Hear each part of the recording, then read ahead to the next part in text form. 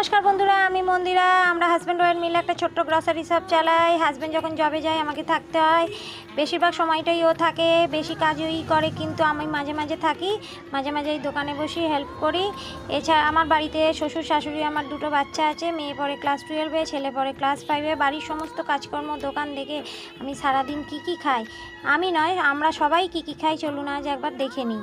আমি আজকে সকালে খেয়েছি চিয়া সিড আর পাম্পকিন সিড, এটা শুধু আমি একাই খেয়েছি, বাদ বাকিরা কেউ খায়নি।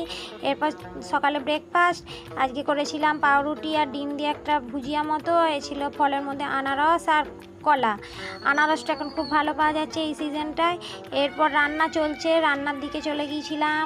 রান্নার মধ্যে এখন আপনাদের একটু দেখাচ্ছি বাটা চারা মাছ, কারণ আমার প্রিয় মাছ, আমার হাজব্যান্ডেরও খুব প্রিয় বাটা মাছ, ও খেতে খুব ভালোবাসে গরম গরম ভাজা মাছ। এই যে দেখুন ভাজা মাছটা আপনাদের দেখাচ্ছি, কি টাটকা মাছ আজকে আনা হয়েছিল, প্রচণ্ডভাবে মানে খুব খেতে ভালো আজকে এই মাছটা।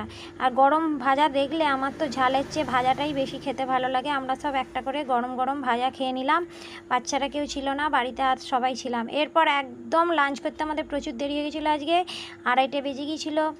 বাচ্চারা পরীক্ষা দিয়ে আসার পর আজকে করেছিলাম আলু ভাতে, পেঁপে সিদ্ধ ভাতে মাখা, বাঁধাকপির তরকারি করেছিলাম, মুসুরির ডাল, বাটা মাছের ঝাল, শসা, পেঁয়াজ। এরপর 6টা 6:30টার মধ্যে ডিনার করি। ডিনারে ছিল রুটি, সবজি, মাছ আর